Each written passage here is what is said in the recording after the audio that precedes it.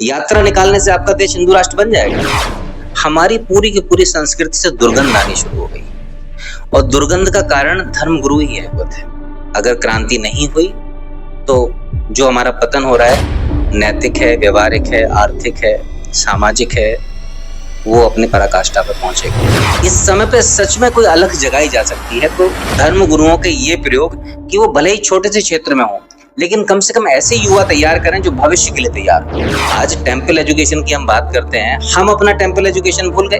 आप देखो सारे जितने भी क्रिश्चियन स्कूल हैं वो टेम्पल से चल रहे हैं, चर्च से चल रहे हैं, जितने भी मदरसे हैं वो मस्जिदों से चल रहे हैं। आपके यहाँ कौन सा टेम्पल एजुकेशन व्यवस्था रह गया? आप अपनी मूल संस्कृति को खो दिए, अब आप लड़ाई बिना हथियार के लड़ने पहुंच गए। भारत को हिंदू राष्ट्र बनाने की बात है, हिंदू राष्ट्र तो बिना प्रॉपर तैयारी के नहीं बन सकता और हिंदू राष्ट्र हर घर में बनेगा। हिंदू राष्ट्र आपसे शुरू होगा, ये बिल्कुल वैयक्तिक है, सामाजिक नहीं है। और लड़ने के लिए क्यों खड़े होना है? झगड़ने के लिए क्यों खड़े होना है? आगे बढ़ने के लिए खड़े होना है ना। आज आप और अगर हम हिंदुत्व की बात करें तो ये क्यों बात करें कि मुस्लिम ऐसे हैं, मुस्लिम वैसे। धर्म की व्याख्या तो वहां से शुरू होती है जहां पे पेट भरा होता है। खाली पेट तो आदमी अपने सर्वाइवल के लिए, जो भूखा है, पीड़ित है, शोषित है, अगर उसके पास ऐसे लोग पहुंच जाएं जो उसके ऊपर हाथ बढ़ाएं मदद का और उसको ऊपर निकालें उसकी सिचुएशन से, तो वो क्यों नहीं करेगा धर्म पर? उसको क्या मतलब कौन राम कौन कृष्ण, उसको क्या मतलब कौन जीसस, उसको क्या मतलब कौन अल्लाह। जो उसको हाथ बढ़ा रहा है वही उसके लिए भगवान हो जाएगा। लेकिन आपके पास तो ऐसे तथ्य होने चाहिए कि आपके विचार सुन के वो भी खड़े हो जाएं और उनको भी ये मन होने लगे कि वो आपके साथ आपके धर्म में आ जाए। आज आप धर्म परिवर्तन नहीं करा पा रहे हो तभी तो आप लड़ रहे हो, चिल्ला रहे हो। वो धर्म परिवर्तन क्यों करा पा रहे हैं? क्योंकि उनके प्रयोग ऐसे हैं, टेम्पल एजुकेशन उनके पास है। आप तैयार नहीं हो।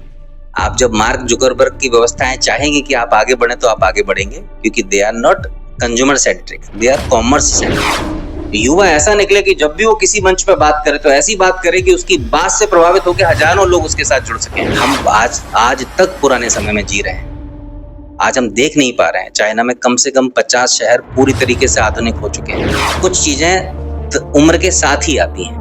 प्रसिद्धि का मतलब, पॉपुलर हो जाने का मतलब ये नहीं होता कि आप एक्सपर्ट हो गए किसी भी चीज में, क्योंकि हिंदुओं का इतिहास गौरवान्वित करने वाला है। संदेश पहुंचने से हिंदू राष्ट्र नहीं बनता है, प्रक्रियाओं को स्थापित करने से हिंदू राष्ट्र बनता है। हिंदू क्या कट्टरवाद है? हिंदू एक सोच है, हिंदू एक संस्कृति है, हिंदू रिसर्च है। तो अगर वो पॉपुलर हैं, प्रसिद्ध हैं, तो कोई भी राजनीतिक तंत्र या सत्ता उनका प्रयोग करती ही है। बस अब नोट बंद करने हैं, व्यवस्थागत कोई भी तैयारी नहीं की गई। ना बैंक्स तैयार थे, ना सिस्टम तैयार था, ना करेंसी उतनी प्रिंट हुई थी। उसके बाद भी उसको लॉन्च कर दिया गया। पार्टी के बारे में आप पूछना चाह रहे हो तो उनकी पूरी की पूरी राजनीतिक जितनी भी संरचना है वो हिंदुत्व के एजेंडे को लेके ही है। ये छोटा सा प्रयोग है, लेकिन ये प्रयोग क्रांति ला देगा, क्योंकि उस बच्चे को बोलना आएगा, समाज में एक दूसरे के साथ बैठना आएगा, अलग अलग विषयों पर रिसर्च करके बात करना आएगा। तो है ये प्रयोग छोटे से, मतलब बड़े प्रयोग नहीं है कि हम बड़ी यात्राएं निकाल रहे हैं, लेकिन अगर छोटे छोटे ये प्रयोग कर दिए जाएं तो वैचारिक क्रांति यहाँ से शुरू होगी। वैचारिक क्रांति किसी व्यक्ति की नहीं होती। मैं कोई बात बोलूं, मेरे विचार से अगर कोई प्रभावित है तो क्रांति नहीं आएगी। एक मोमेंट के लिए वो एक्साइटेड हो जाएगा, लेकिन हर व्यक्ति उसी ही ताकत से, उसी ही समझ से बोलना शुरू कर दे, क्रांति अपने आप आ जाती है। क्रांति ही बदलाव लाती है और विचार से बदलाव होता है। विचार बीज है, लेकिन विचार किसी और के नहीं होने चाहिए। विचार आपके खुद के होने चाहिए, खुद की समझ से आने चाहिए। भारत में धर्म की राजनीति में एक बार फिर बाबा बागेश्वर सुर्खियों में है। इस बार किसी बयान को लेकर नहीं, बल्कि एक पद यात्रा को लेकर है। इस बार बाबा बागेश्वर सनातन धर्म और हिंदू राष्ट्र बनाने को लेकर एक बड़ी विशाल यात्रा कर रहे हैं, जो 7 नवंबर से 16 नवंबर के बीच रहेगी। ये यात्रा दिल्ली से मथुरा तक जाएगी।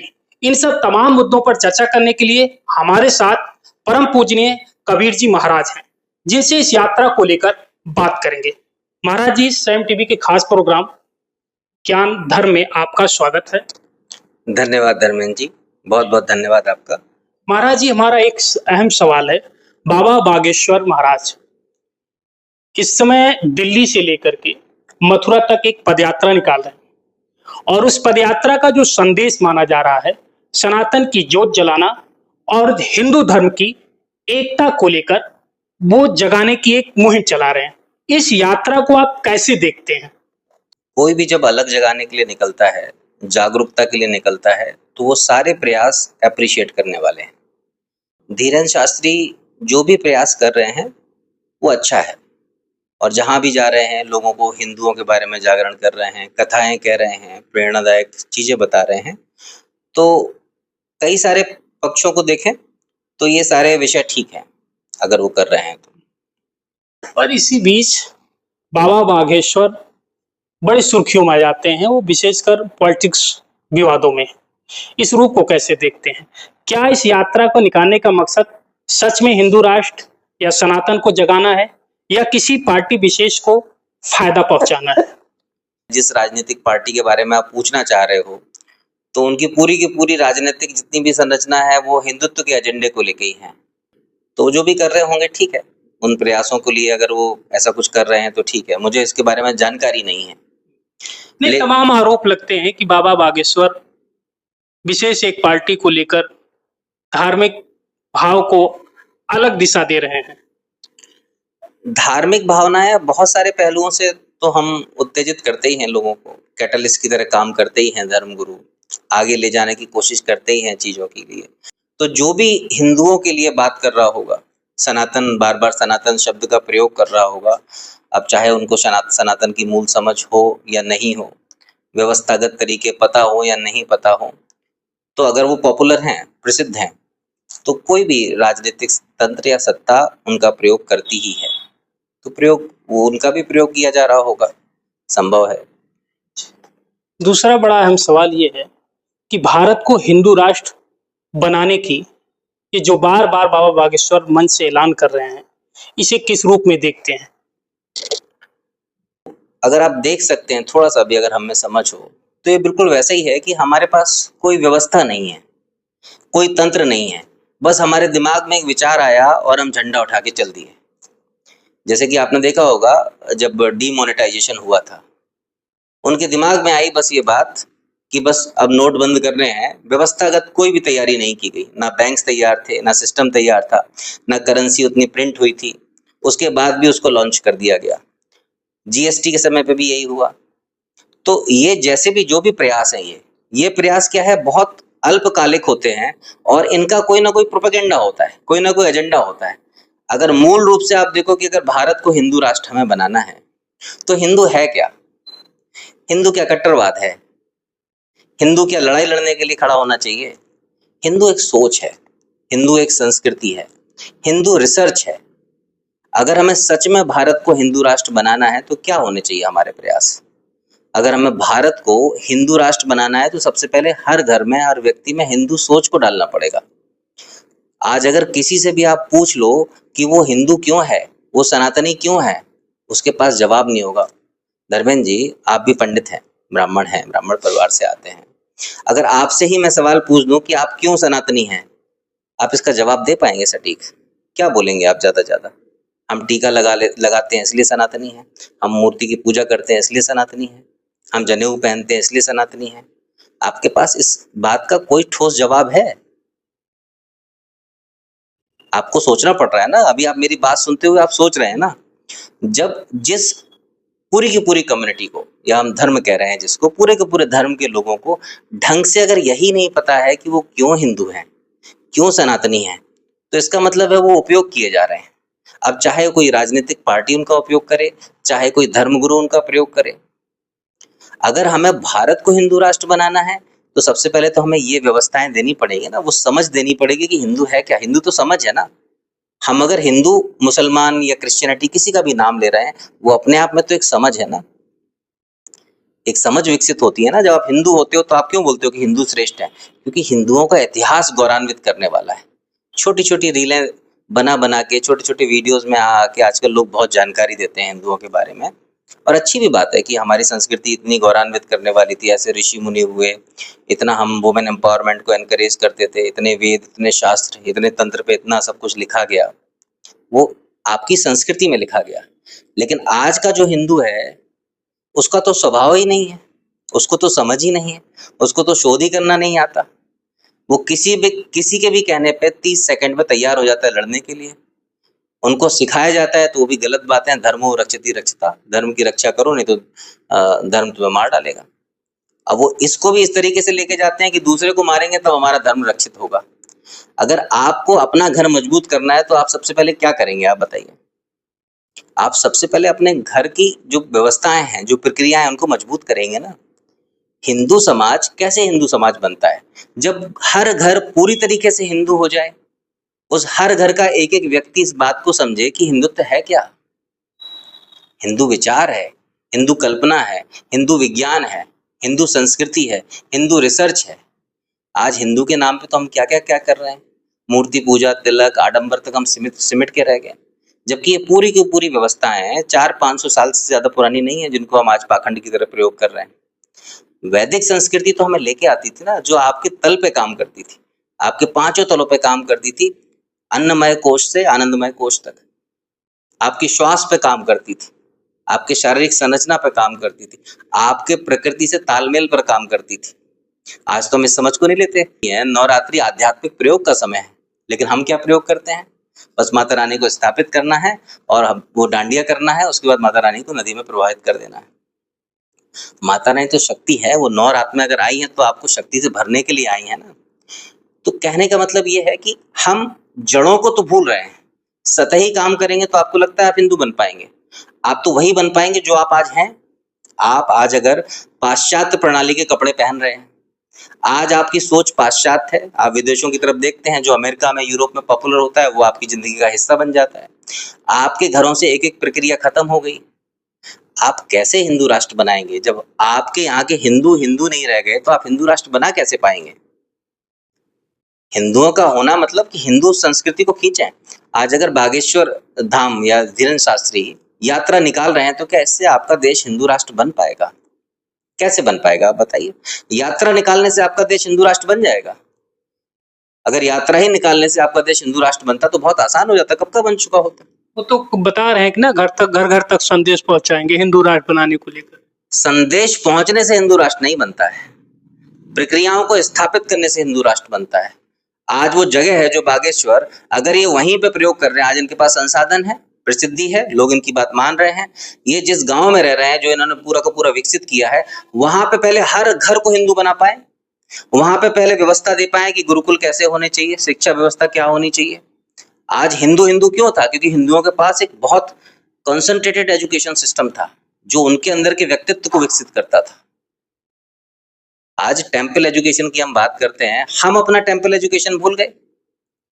आप देखो, सारे जितने भी क्रिश्चियन स्कूल हैं वो टेम्पल से चल रहे हैं, चर्च से चल रहे हैं, जितने भी मदरसे हैं वो मस्जिदों से चल रहे हैं। आपके यहाँ कौन सा टेम्पल एजुकेशन व्यवस्था रह गया? आप अपनी मूल संस्कृति को खो दिए। अब आप लड़ाई बिना हथियार के लड़ने पहुंच गए। आपके यहाँ शिक्षा की व्यवस्था है नहीं, आपके पास सीखने की व्यवस्था है नहीं, आपके पास आपकी संस्कृति को सही तरीके से सिखाने का कोई प्रयोग है नहीं। सरकारें कभी नहीं चाहती कि कोई भी धर्म यहाँ पे डोमिनेंट फोर्स बने। क्यों नहीं चाहती? क्योंकि वो फिर पोलराइज कैसे करेंगे, ध्रुवीकरण कैसे करेंगे वोट्स का? क्योंकि उनको बांटेंगे नहीं तब तक वो सत्ता पे नहीं बैठेंगे, डिवाइड नहीं करेंगे। अगर किसी को भी आगे जाना है तो आज देखो पूरा का पूरा सेंट्रलाइज हो चुका है पूरा सिस्टम, कि किसी भी धर्म विशेष को हम पकड़ लेते हैं, उसको आगे बढ़ाते हैं और उसकी बात करना शुरू करते हैं। जबकि अगर आपको बात करने की जरूरत क्यों पड़ रही है? अगर मेरा घर, मेरा एक एक बच्चा, मेरे देश का एक एक युवा अगर हिंदू पूरी तरीके से हिंदुत्व को जीना शुरू कर दे तो बात ही खत्म, प्रॉब्लम ही सॉल्व हो गई। लेकिन कोई सरकार और कोई भी धर्म गुरु इस तरीके से सोच ही नहीं रहा है। उनको सोचना चाहिए प्रक्रियाओं को बनाने के लिए, उनको सोचना चाहिए कि हमारे यहाँ से जो शिक्षण व्यवस्था निकले, युवा ऐसा निकले कि जब भी वो किसी मंच पर बात करे तो ऐसी बात करे कि उसकी बात से प्रभावित होकर हजारों लोग उसके साथ जुड़ सकें। आज आप किसी के साथ क्यों जुड़ रहे हो? आज यात्रा में लोग इतना क्यों शामिल हो रहे हैं? क्योंकि वो आदमी एक मंच से बोल रहा है, वो पॉपुलर है, वो प्रसिद्ध है, लेकिन उसकी उम्र भी कम है, तजुर्बा भी कम है। तजुर्बा कम है? देखो, कुछ चीजें उम्र के साथ ही आती हैं। प्रसिद्धि का मतलब, पॉपुलर हो जाने का मतलब ये नहीं होता कि आप एक्सपर्ट हो गए किसी भी चीज में। हिंदू राष्ट्र बनाना पूरा का पूरा, आप सोचो, कल्पना करो कैसे हिंदू राष्ट्र बनेगा। बाबा बनाएंगे कि सरकार तंत्र बनाएगी? ये संवैधानिक तंत्र बनाएगा। बहुत बहुत अच्छी बात बोली आपने। कोई भी बाबा, कोई भी धर्मगुरु क्या हिंदू राष्ट्र बना सकता है? नहीं बना सकता। जब नहीं बना सकता तो इसका मतलब है कि उनके इस तरीके के प्रयोग सफल तो नहीं होने वाले। हो सकते हैं क्या सफल? फिर अलग क्यों जला रहे हैं हमेशा? हिंदू सनातन किस बात की जो है? नहीं, अलख जगाना, सनातन के बारे में बताना, सनातन को जो कथाएं हैं, रामायण है, भगवत गीता है, महाभारत है, शिव पुराण है, देवी पुराण है, वहां से चीजों को उठा के बताना, वैज्ञानिक तरीके से उनको प्रस्तुत करना, वो ठीक है। लेकिन स्ट्रक्चरल चेंज, संरचनात्मक जो बदलाव है, वो कोई भी धर्मगुरु नहीं कर सकता, ये सत्ता ही कर सकती है। सत्ता ही इन चीजों को प्रयोग में ला सकती है। और आपका अगर थोड़ा सा भी कॉमन सेंस हो तो कोई भी सत्ताधारी व्यक्ति इस बात को सपोर्ट कर ही नहीं सकता।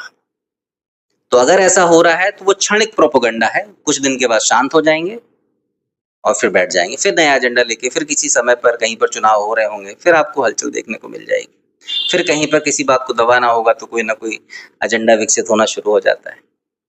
तो लेकिन जहां तक भारत को हिंदू राष्ट्र बनाने की बात है, हिंदू राष्ट्र तो बिना प्रॉपर तैयारी के नहीं बन सकता, और हिंदू राष्ट्र हर घर में बनेगा। हिंदू राष्ट्र आपसे शुरू होगा, ये बिल्कुल वैयक्तिक है, सामाजिक नहीं है। कल्ट बनाने का मतलब ये होता है कि आंख बंद करके चलना, कि कोई कुछ कह रहा है उसको मान लो। और हिंदू आंख खोलने का नाम है, हिंदू दूर तक देखने का नाम है, हिंदू दर्शन का नाम है। तो मुझे नहीं लगता कि ये प्रयोग किसी भी तरीके से सही है, और किसी भी धर्मगुरु को इस तरीके के प्रयोग नहीं करने चाहिए। प्रयोग वो होने चाहिए जो हर एक बच्चे के अंदर वो चिंगारी जगाए, उसको प्रेरित करे कि वो रिसर्च करे, उसको प्रेरित करे कि वो अपने धर्म के मूल व्यवस्थाओं को समझे, उनको पढ़े, उनका अध्ययन करे, और उसको जब पूरी तरीके से समझ ले तब उसको आगे प्रेषित करे या कम्युनिकेट करने की कोशिश करे। आप बाबा बागेश्वर की इस यात्रा को किस रूप में देखते हैं? क्या इस बात को मानते हैं कि बाबा बागेश्वर की इस यात्रा से किसी एक विशेष पार्टी को ज्यादा फायदा होगा? ये पॉलिटिकल सवाल है। पॉलिटिकल सवाल है, और ये बहुत क्लियर है, क्योंकि सवाल अपने आप से बहुत सारी चीजों को प्रकट करता है। मैंने अभी पीछे भी आपसे बोला कि जब भी कोई भी इस तरीके के मोमेंट्स होते हैं, जब भी कहीं हलचल होना शुरू होती है, तो आप जरूर नोटिस करो कि कहीं ना कहीं कुछ ना कुछ चीजों को या तो दबाने की कोशिश की जा रही है या किसी एजेंडा को प्रोपेगेट करने की कोशिश की जा रही है, क्योंकि मूल रूप से इन चीजों से बदलाव नहीं आने वाले। अगर सच में हमारी नीयत बदलाव की है तो बदलाव ऐसी यात्राओं से नहीं आएंगे, बदलाव बैठ के स्थिरता से प्रयोग करने से आएंगे। और वो प्रयोग हमारे स्वास्थ्य व्यवस्था में होगा, शिक्षण व्यवस्था में होगा, रिसर्च की प्रणाली में होगा। वो किया जा सकता है जब कोई इतने क्षमता पे पहुंच जाता है, कैपेसिटी पे पहुंच जाता है, जिस कैपेसिटी का पर पहुंचने का धीरेन शास्त्री को अवसर मिला है। उनको यहाँ पे थोड़ा सा गंभीरता की भी जरूरत है, क्योंकि बचपने के साथ बहुत सारे मुद्दे उठाए जा सकते हैं। आपको सोचना पड़ेगा। एक मर्यादा है धार्मिक गुरु की, धार्मिक पीठ की मर्यादा ये होती है कि उस पीठ से सबसे पहले शिक्षण, प्रशिक्षण और व्यवस्थागत बदलाव के प्रयोग होने चाहिए। अगर वो नहीं हो रहे हैं तो सारी पीठें बेकार हैं, अगर वो नहीं हो रहे हैं तो सारे मंदिर बेकार हैं, अगर वो नहीं हो रहे हैं तो सारे मठ बेकार हैं। हर मंदिर से, हर मठ से समाज को शिक्षा, समाज को आगे देखने की क्षमता जब तक प्रदान नहीं की जा रही है, तब तक वो सारी व्यवस्थाएं बेकार हैं। मंदिर, क्योंकि इसका नाम नहीं है कि आप गए हो पूजा करके आ गए। मंदिर का मतलब यह है कि मंदिर आपके एजुकेशन का सेंटर होना चाहिए, मंदिर आपकी शोध की प्रयोगशाला होनी चाहिए। मंदिरों में जब युवा जाए तो वो एनर्जाइज भी हो और कुछ ना कुछ नया लेके वहां से निकले। हम आज तक पुराने समय में जी रहे हैं। आज हम देख नहीं पा रहे हैं, चाइना में कम से कम 50 शहर पूरी तरीके से आधुनिक हो चुके हैं। ड्राइवरलेस कार्स चलना शुरू हो गई हैं, वहाँ पे ड्रोन डिलीवरी होना शुरू हो गई है, सब कुछ वहाँ पे होना शुरू हो गया है। अंडर वाटर उन्होंने डेटा सेंटर्स लगाने शुरू कर दिए हैं। नई संभावनाओं को वो खोज रहे हैं। कारों में ऐसे सिस्टम्स आ गए हैं कि कार अपने आप पार्क भी करेगा, ऑटोमेट भी करेगा। रोबोट्स आ गए हैं जो आपके साथ आपके को वर्कर्स बन के घूमेंगे। तो बहुत सारा दुनिया में बदलाव हो रहा है। और हम किन विषयों पे बात कर रहे हैं? बाबा भी तो आजकल डिजिटल हो गए हैं ना। सनातनियों को भले ही गुहार लगा रहे हैं, लेकिन सनातनियों को डिजिटल के बारे में भले न बताएं, खुद डिजिटल है। इस बात को मानते हैं कि नहीं? डिजिटल होना तो अच्छी बात है। देखो, आप भी अगर आज जो काम कर रहे हैं तो आप डिजिटल पे ही आके कर रहे हैं।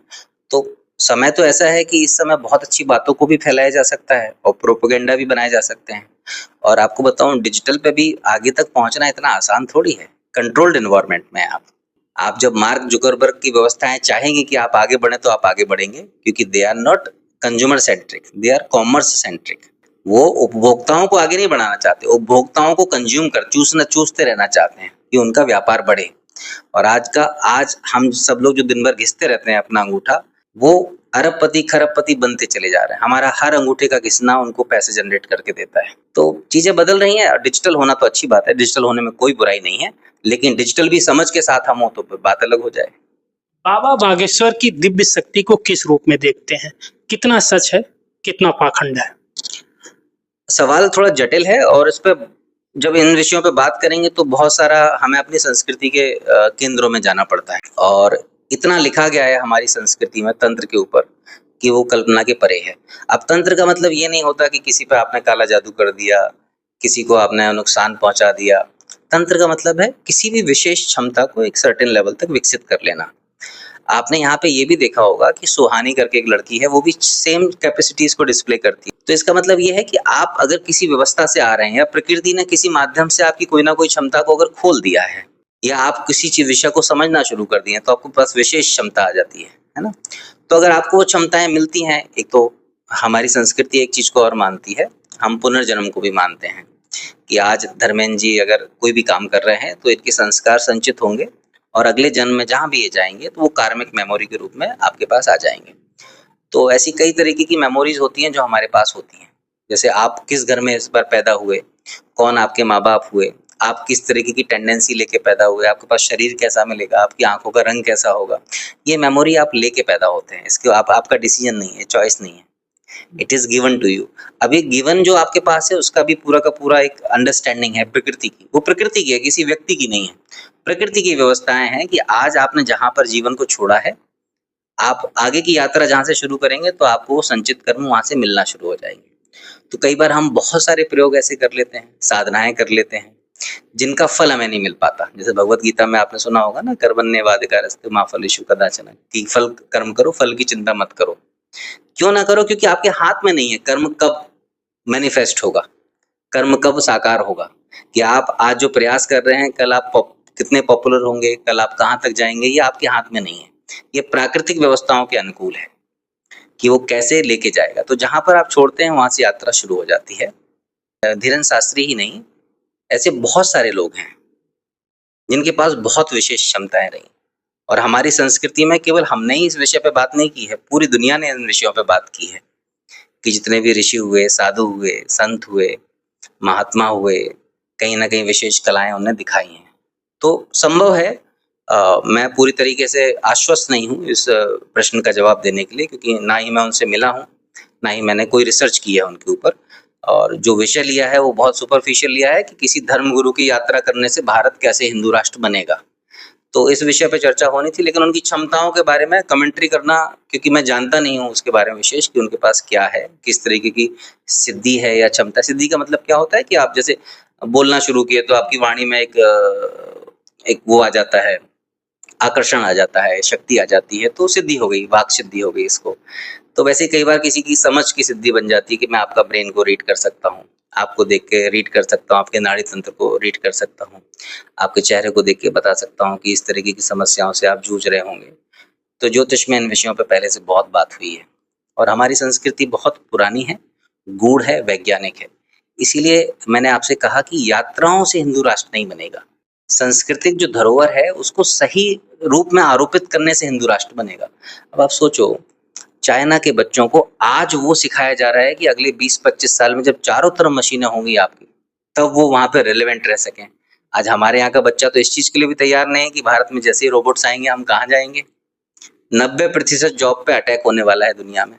हम तो इसके लिए बड़ा आप बता रहे हैं, अगले 10 साल में 90% जॉब पूरी तरीके से एआई से इम्पैक्टेड हो जाएंगी।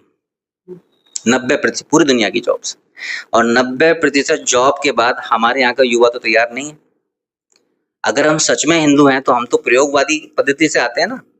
हमने क्यों बनाए वेदों के बाद शास्त्र, क्यों बने, क्यों पुराण बने, क्यों स्मृतियां बनी, क्यों आगमास बने, क्यों सिद्धांत बने?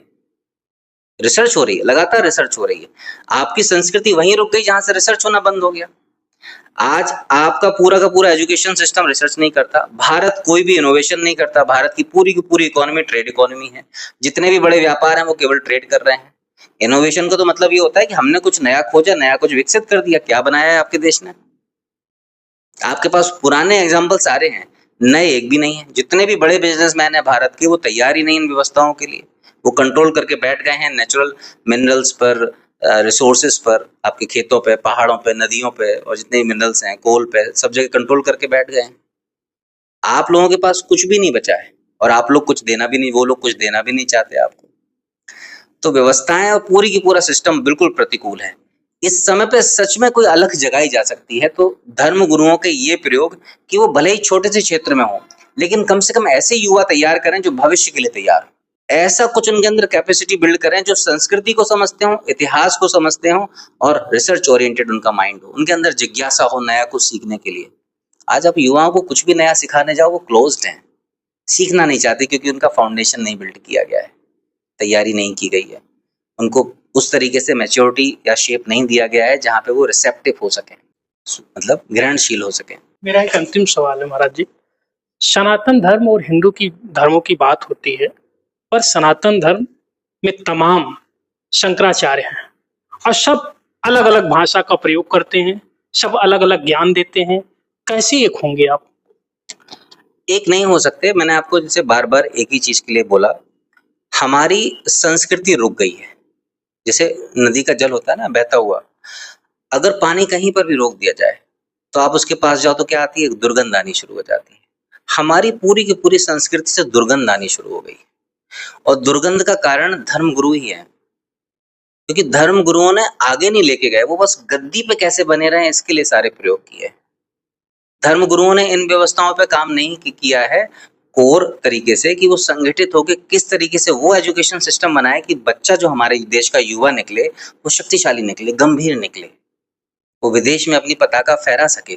पताका फहराने का मतलब होता है कि if I am making my points, अगर मैं अपने पॉइंट्स आपको दे रहा हूँ तो वो कुछ ना कुछ तार्किक हों, किसी ना किसी शोध से निकल के आते हो, किसी ना किसी खोज से निकल के आते हो।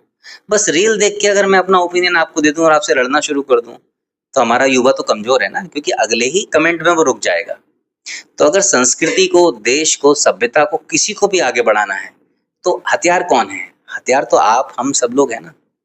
अगर हम लोग तैयार नहीं है तो आप क्या, अभी आप ही किसी वाद विवाद में बैठ जाओ, किसी धार्मिक अगर उसमें बैठ जाओ तो आप क्या रखोगे पक्ष कि नहीं तुम्हारी आबादी बढ़ रही है, तुम लोगों ने सब कुछ कंट्रोल कर लिया है, तुम लोग कट्टरता फैलाते हो, तुम लोग आतंक फैलाते हो, ये आपके पास पॉइंट्स हैं। लेकिन आपके पास तो ऐसे तथ्य होने चाहिए कि आपके विचार सुन के वो भी खड़े हो जाएं और उनको भी ये मन होने लगे कि वो आपके साथ आपके धर्म में आ जाए। आज आप धर्म परिवर्तन नहीं करा पा रहे हो तभी तो आप लड़ रहे हो, चिल्ला रहे हो। वो धर्म परिवर्तन क्यों करा पा रहे हैं? क्योंकि उनके प्रयोग ऐसे हैं। टेम्पल एजुकेशन उनके पास है, टीचर्स को, हाउसकीपिंग स्टाफ्स को, नर्सिंग स्टाफ्स को एकोमोडेट करने के लिए उनके पास हॉस्पिटल्स हैं। आप किसी को, परिवार को आज जो भूख से भूख मर रहा है, अगर उसको आप जॉब दे देंगे तो धर्म परिवर्तन नहीं करेगा वो। आप किसी को भी वो क्षमता दे देंगे जिस चीज की उसकी कमी है तो उसको क्या मतलब धर्म से? धर्म की व्याख्या तो वहां से शुरू होती है जहां पे पेट भरा होता है। खाली पेट तो आदमी अपने सर्वाइवल के लिए वो करता है, प्रयास करता है।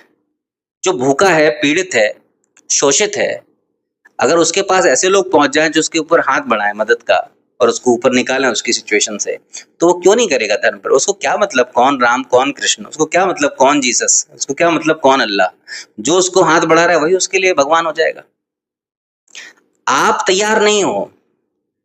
हिंदू संस्कृति या सनातन संस्कृति इतनी संगठित और इतनी ताकतवर हो सकती है जैसे अगर आप और हम अगर ताकतवर हो गए, आपके पास संसाधन हो गए, आप मजबूत हो गए, तो आप अपनी संस्कृति को समझते हो, प्रयोगों को समझते हो, किसी को भी आप कुछ भी बताओगे, जो भी नीडफुल है, अगर आप उसकी हेल्प करोगे तो वो आपके साथ क्यों नहीं आएगा? छोटा सा एग्जाम्पल देखो आप, अगर हिंदुओं की बात करें, आप अभी यहीं चौराहे पे खड़े हो, कोई आपको एक मुस्लिम लड़का झापड़ मार के चला जाए, आप थाने में जाओ, कोई नहीं सुनेगा आपकी। आप अपने घर में जाओगे, वो भी आपको शांत करे, कोई बात नहीं तुमने झगड़ा किया होगा। किसी के पास भी जाओगे आपको सहयोग नहीं मिलेगा, चाहे विधायक के पास जाओ, चाहे किसी के पास जाओ, सहयोग नहीं मिलेगा। अभी आप किसी मुस्लिम लड़के को मार दीजिए, 4 से 5 घंटे लगेंगे, 1000-2000 आदमी वहां पे इकट्ठा हो जाएगा। कम्युनिटी प्रैक्टिस अगर आपको करनी है तो कम्युनिटी सबसे पहले तो इंटीग्रिटी का नाम है। इंटीग्रिटी का मतलब कि सारे लोग एक सुर में रेवरबेरेट कर रहे हैं। अब एक सुर में आप कैसे स्पंदित होगे? सबसे पहले तो एक सुर में चहकने का, एक रिदम में डांस करने का मतलब क्या है कि हम अपनी संस्कृति को समझते हो जैसी वो संस्कृति है। हम ये नहीं समझते हो कि कृष्ण क्या कहते हैं, हम ये नहीं समझते हो कि शैव तंत्र में क्या कहा जाता है, हम ये नहीं समझते कि शाक्त क्या बोलते हैं, शंकराचार्य क्या बोलते हैं। हम जो भी हैं सब एक ही हैं, प्रयोग अलग अलग हैं, विचारधाराएं, प्रयोग अलग अलग, पद्धतियां अलग अलग हो सकती हैं, लेकिन हम एक ही हैं। हम एक साथ हैं, एक साथ खड़े हैं, एक साथ सीख रहे हैं। और लड़ने के लिए क्यों खड़े होना है? झगड़ने के लिए क्यों खड़े होना है? आगे बढ़ने के लिए खड़े होना है ना। आज आप और अगर हम हिंदुत्व की बात करें तो ये क्यों बात करें कि मुस्लिम ऐसे हैं, मुस्लिम वैसे। हम और आप ये बात करने चाहिए कि हिंदुत्व जो है उसकी कितनी गंभीर शाखाएं हैं, कितनी अच्छी विचारधाराएं, दर्शन किस केंद्र पर सिमटते हैं, दर्शन हमें कहाँ तक देखने की दृष्टि देते हैं, कहाँ तक हम अपने रिसर्च ओरिएंटेड माइंड को विकसित कर सकते हैं, किस जगहों पे खोज कर सकते हैं, दुनिया कहाँ जाने वाली है उसकी तैयारी पे हम बात कर सकते हैं। हम इन विषयों पे क्यों बात करें कि वो क्या कर रहे हैं। आप और हमें मजबूत होना है तो हमें अपने ऊपर अपनी व्यवस्थाओं पे काम करना पड़ेगा ना। दूसरे के ऊपर कटाक्ष करने से हमें क्या लाभ हो जाएगा। क्या आप सच बताओ, कोई भी धर्मगुरु किसी भी मुस्लिम समुदाय को खत्म कर सकता है? कोई भी धर्मगुरु किसी भी क्रिश्चियन समुदाय को खत्म कर सकता है? कर सकता है क्या? कोई नहीं कर सकता। जब आप उनको एलिमिनेट नहीं कर सकते, हटा नहीं सकते, भगा नहीं सकते, कुछ नहीं कर सकते, तो क्या कर सकते हो आप? आप अपने आप को तो मजबूत कर सकते हो। अपने आप को मजबूत आप इसलिए कभी नहीं कर पाओगे कि आप चिल्ला चिल्ला के बोलोगे कि हिंदुओं जाग जाओ, अब तुम्हें लड़ना होगा, हथियार उठाने होंगे। हिंदुओं जाग जाओ ठीक है, एक बात के लिए मोटिवेशन है, ड्रग है, आपको हो सकता है नींद अच्छी आ जाए, लेकिन आप मजबूत तो तभी बनोगे जब आप प्रोसेस के गो थ्रू होगे। अगर आप प्रक्रिया से गुजरे ही नहीं हो, आपने कभी शारीरिक मेहनत की ही नहीं, तो मजबूत शरीर कैसे होगा। आपने अपने मन को विकसित करने के लिए अध्ययन किया ही नहीं है, स्वाध्याय का आपके प्रयोग किए ही नहीं है, तो आप मजबूत कैसे होंगे। आपके यहाँ कोई भी ऐसी शाखा नहीं है, कोई भी ऐसा सिस्टम नहीं है कि बच्चों को बिठा के पढ़ाया जाए, सिखाया जाए, आधुनिक तरीके से उनको देखने का मौका दिया जाए, भविष्य की संभावना से जोड़ने के लिए ब्रिज बनाया जाए। जब ये व्यवस्थाएं नहीं है तो आप आगे कैसे बढ़ोगे।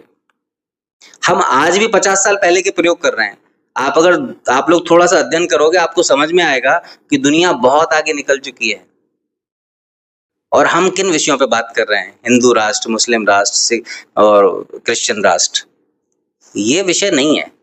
और इन विषयों पे अगर आपको काम करना है, सनातन धर्म की समझ और सनातन धर्म के सबसे गहरे प्रयोग हिंदू संस्कृति ने किए हैं, हिंदू समुदाय ने किए हैं। लेकिन आज हिंदू रुक गया है। और जो कौन दोषी है? जिसके हाथ में नियंत्रण होता है, जैसे कोई भी अगर विद्यालय है, तो विद्यालय में अगर शिक्षक ठीक तरीके से नहीं पढ़ा रहे हैं, तो विद्यालय का जो मुख्य है वो उसका दोषी होता है। तो जो भी सत्ताधारी रहे, आजादी तक तो हम लोग गुलामी रहे, लगभग 2000 साल की गुलामी झेली है हमारे देश ने, और हिंदुओं का सबसे ज्यादा शोषण हुआ है, और शोषण के साथ साथ व्यवस्थाएं हटा दी गई। जो व्यवस्थाओं से हिंदू हिंदू था, जो हम बात कर रहे हैं, शिक्षा व्यवस्था, रिसर्च और लेबोरेटरी सिस्टम्स, फिजिकल स्ट्रेंथनिंग, जो हमारे अखाड़ों की व्यवस्था थी जहाँ पे लोग सीखते थे, वो सारे गुरुकुल थे और अलग अलग गुरुकुल थे। आजकल हर गुरुकुल में एक ही तरीके से पढ़ाया जाता है। हर विशेष विधा के लिए गुरुकुल थे, जिसको बोलते हैं ना कि हम किस वर्ण को हमें धारण करना है, तो वर्ण के हिसाब से उनको प्रशिक्षण दिया जाता था। वर्ण का मतलब वर्ण करना है, किस करियर को आपको चूज करना है, आपकी कैपेसिटी के हिसाब से कि आप क्रिएटिव हैं, आपकी कॉग्निटिव एबिलिटीज क्या है, डिसीजन मेकिंग एबिलिटीज क्या है, IQ, CQ, EQ क्या है आपके, उसके हिसाब से आपको वर्ण कराते थे। तो वो व्यवस्थाएं टूट जाने से किसी ने प्रयोग ही नहीं किया, किसी ने वापस उनसे जुड़ने की कोशिश ही नहीं की। जो हमें पकड़ा दिया गया उसको हम लेके हमारा संविधान बन गया, व्यवस्थाएं बन गई, कानून व्यवस्थाएं बन गई, न्याय व्यवस्थाएं बन गई, और हम देख ही नहीं पा रहे हैं। अभी भी 11 साल तो हो गए जो शायद हिंदुत्ववादी सरकार है हमारी। हम 11 सालों में बार बार उनके जो प्रवक्ता हैं मंचों पर जाते हैं, हिंदुत्व की, सनातन की बड़े विशेष तथ्य रखते हैं, लेकिन 11 सालों में वो पूरे के पूरे करिकुलम में ये भी व्यवस्था नहीं डाल पाए कि हिंदुत्व के बारे में पढ़ाना क्या है, किसको इतिहास से हटाना है, किसको इतिहास में जोड़ना है, क्या आधार बनाना है, कौन महापुरुष थे, कौन आपके रिसर्चर्स थे, ऋषि थे, तो उनके बारे में पढ़ाना है, वो व्यवस्थाएं भी नहीं डाल पाए। और अगर उसके बारे में बोलो तो नहीं, कमेटी बना दी गई है, तो लाइफ टाइम तो नहीं लगना चाहिए ना इतिहास को बदलने में। इतिहास तो आपको पता है ना, और ऑलरेडी एक्सपर्ट्स हैं इंडिया में, आप उनकी टीम बनाइए, बड़े आसानी से काम हो सकता है। But you are not ready, आप चाहते ही नहीं करना। तो जिम्मेदार हमेशा सत्ताधारी ही है, और धार्मिक और युवाओं को राजनीति में आना इस समय बहुत जरूरी है, और इस देश को सच में एक बहुत भीषण क्रांति की जरूरत है। अगर क्रांति नहीं हुई तो जो हमारा पतन हो रहा है, नैतिक है, व्यवहारिक है, आर्थिक है, सामाजिक है, वो अपने पराकाष्ठा पे पहुंचेगा। कोई नहीं रोक सकता। आप हिंदू और सनातनियों को, अंतिम सवाल है मेरा, क्या संदेश देना चाहते हैं? हम इसको ऐसे समझते हैं, पहले मैं सनातन के बारे में थोड़ा सा आपको बताता हूँ। सन का मतलब होता है इटर्नल और तन का मतलब होता है एक्सटेंड करना, स्ट्रेच करना, किसी चीज को खींचना, एक्सटेंड करना, उसको सनातन बोलते हैं या उसको समय भी बोलते हैं तन को कई बार। तो जो नियम, जो व्यवस्थाएं हर परिस्थिति में, हर विस्तार में, हर संकुचन में, हर आधार में, हर पुरातन में, पुरानी से पुरानी बातों में, नवीनतम में, प्रकृति के पहले भी, प्रकृति के बाद भी, जो चीजें शाश्वत हो, सनातन है। तो कोई भी धर्म सनातन के बियॉन्ड नहीं है, कोई भी कम्युनिटी सनातन के बियॉन्ड नहीं है। अब उन नियमों को किसने सबसे ज्यादा समझा और उस समझ से क्या व्यवस्थाएं बनाई, उसमें हिंदू सबसे शिखर पे। हिंदुओं ने सबसे गहरी, सबसे वैज्ञानिक व्यवस्थाएं बनाई उन नियमों को समझते हुए, जो सनातन के मूल नियम है। हमारे वेद भी उसी का एक प्रोडक्ट है। हमारा हर जो आध्यात्मिक गुरु आए, जो भी संदेश देने आए, वो उन्हीं का प्रोडक्ट है। वो शिखर पे पहुंचे, अपनी ऊर्जाओं के शिखर पे, और उन्होंने इस चीज को बनाया। हमारे दर्शन उसी की सांख हो, न्याय हो, चारवाक हो, जैन हो, बौद्ध हो, सिख हो, और अभी ओशो दर्शन भी ऐड होना चाहिए। सिख और ओशो ऐड होना चाहिए, वो ऐड नहीं है उसमें। तो ये सनातन की समझ से हिंदू बने। और मेरा जो संदेश है या मेरा जो प्रयास है पूरा, क्योंकि जो भी क्षमताएं हैं, जो भी समझ मिली है, क्योंकि इस पूरे के पूरे स्पेक्ट्रम में, फील्ड में मेरी एक वाइल्ड कार्ड एंट्री जैसी है। होता है ना कि आप किसी व्यवस्था से नहीं आए, मैं किसी परंपरा से नहीं आया, कहीं से नहीं आया, बस समझ विकसित हुई और धीरे धीरे धीरे धीरे अपने आप ढांचे मिलने शुरू हो गए। कब कुंभ में शिविर लग गया, कब मंदिर का प्रभार मिल गया, कब पूरा का पूरा संरचना स्वरूप चेंज हो गया, और सारे स्वरूप समझ का ही परिणाम होते हैं। वो मेरे साथ हुआ। जो मैंने जो समझा, जो भी सब कुछ समझा, कुंभ में समझा, उसके पहले मैं सभी से मिला, लगभग पूरे भारत का भ्रमण किया मैंने, अलग अलग क्षेत्रों में लोगों से मिला। तो मुझे जो गैप लगता है, सबसे बड़ी जो कमी लगती है हमारे हिंदुओं में, वो कमी यही है कि हिंदू आंख बंद करके बैठा है। हिंदू को आंख खोलना चाहिए, हाथ नहीं खोलने की जरूरत है, आंख खोले, केवल देखे। देखने से समझ बढ़ती है। देखने का मतलब क्या है कि मैं आपसे बात कर रहा हूं तो बातों के साथ साथ मैं आपको समझूं। आज हिंदू हिंदू के साथ नहीं बैठना चाहता। कोई व्यवस्था हमारे यहाँ कोई भी ऐसी नहीं है जहां पे हिंदू बैठ के शास्त्रार्थ कर सके। आप अगर गिरजाघरों में जाओ तो रविवार को उनको उपदेश दिए जाते हैं, समसामयिक मुद्दों पे, करंट अफेयर्स पे बताया जाता है। आप शुक्रवार को अगर जुमे की नमाज होती है, वहां पे उनको भड़काया जाता है, बताया जाता है बाकायदा, प्रॉपर प्रॉपर तरीके से। अगर किसके खिलाफ भड़काया जाता है? अगर कोई भी मुद्दा हुआ, जैसे कहीं भी कोई भी घटना हुई, और हिंदू मुस्लिम चल ही रहा है हमारे देश में सबसे ज्यादा, क्रिश्चियंस पे नहीं बोलते हैं हम, क्योंकि क्रिश्चियंस हमारी फाइनेंशियल बैकबोन बनाए हुए हैं, यूरोपियन कंट्रीज और यूएसए, तो उनके विषय में नहीं बोलते हैं हम। लेकिन जहाँ भी हिंदू मुस्लिम का हो जाता है, तो उनके जुमे के दिन उनकी मस्जिदों में इस बात को बताया जाता है कि आपको कैसे आना है, किस तरीके से आना है। ये पूरा व्यवस्था, पूरी प्रणाली है। हमारे जो हिंदू हैं, और हिंदुओं में इन विषयों पे चर्चा ही नहीं होती। विषयों की चर्चा होने का क्या मतलब है कि एक भी दिन ऐसा नहीं है जहां पे 10-15 लोग बैठ के बात कर सकें। अगर आप सोचो कि पूरे लखनऊ में ही, आज हम लखनऊ में बैठे हैं, तो पूरे लखनऊ में ही अगर 500,000 जगहों पे शास्त्रार्थ होना शुरू हो जाए, केवल एक हफ्ते में 1 घंटा हर बच्चा निकाल सकता है। वहां पे वो वैज्ञानिक तरीके से सोचें, पॉलिसीज पे बात करें, पॉलिटिक्स पे बात करें, इकोनॉमिक्स पे बात करें, और ये जो विषय है उनको 1 हफ्ते पहले से मिले। ये छोटा सा प्रयोग है, लेकिन ये प्रयोग क्रांति ला देगा, क्योंकि उस बच्चे को बोलना आएगा, समाज में एक दूसरे के साथ बैठना आएगा, अलग अलग विषयों पर रिसर्च करके बात करना आएगा। तो है ये प्रयोग छोटे से, मतलब बड़े प्रयोग नहीं है कि हम बड़ी यात्राएं निकाल रहे हैं, लेकिन अगर छोटे छोटे ये प्रयोग कर दिए जाएं तो वैचारिक क्रांति यहाँ से शुरू होगी। वैचारिक क्रांति किसी व्यक्ति की नहीं होती। मैं कोई बात बोलूं, मेरे विचार से अगर कोई प्रभावित है तो क्रांति नहीं आएगी, एक मोमेंट के लिए वो एक्साइटेड हो जाएगा। लेकिन हर व्यक्ति उसी ही ताकत से, उसी ही समझ से बोलना शुरू कर दे, क्रांति अपने आप आ जाती है। क्रांति ही बदलाव लाती है, और विचार से बदलाव होता है। विचार बीज है, लेकिन विचार किसी और के नहीं होने चाहिए, विचार आपके खुद के होने चाहिए, खुद की समझ से आने चाहिए। तो मेरा यही निवेदन है कि कुछ भी करें, एक शास्त्रार्थ का प्रयोग हर हफ्ते रविवार को 1 घंटे हर परिवार, बच्चे, युवा अपना निकालें, एक जगह बैठें। हम भी कोशिश कर रहे हैं रेगुलराइज करने की, लेकिन जो भी क्षमताएं हैं, जो भी सहयोग हमें मिल पा रहा है, हम जहाँ तक पहुंच पा रहे हैं, हम उसको कर रहे हैं। ये शास्त्रार्थ ऐसी व्यवस्था है जो अपने आप ही गुरुकुल बना देगा, जो अपने आप ही रिसर्च ओरिएंटेड लैब्स बना देगा, आधुनिकता से हमें जोड़ देगा। क्यों? क्योंकि हर व्यक्ति समझदार होगा रूम में जो बैठा है। हर व्यक्ति जुड़ेगा, हर व्यक्ति बोलेगा, और जो बोलेगा विचार रखेगा, विचार नहीं रखेगा समझ के साथ विचार रखेगा, तो चीजें आगे बढ़ना शुरू हो जाएंगी। तो ये थे महाराज कबीर जी महाराज, जिन्होंने कई अहम सवालों पर बेबाकी से जवाब दिया। वीडियो जर्नलिस्ट रानो के साथ DK Tripathi, Sam TV digital, Uttar प्रदेश।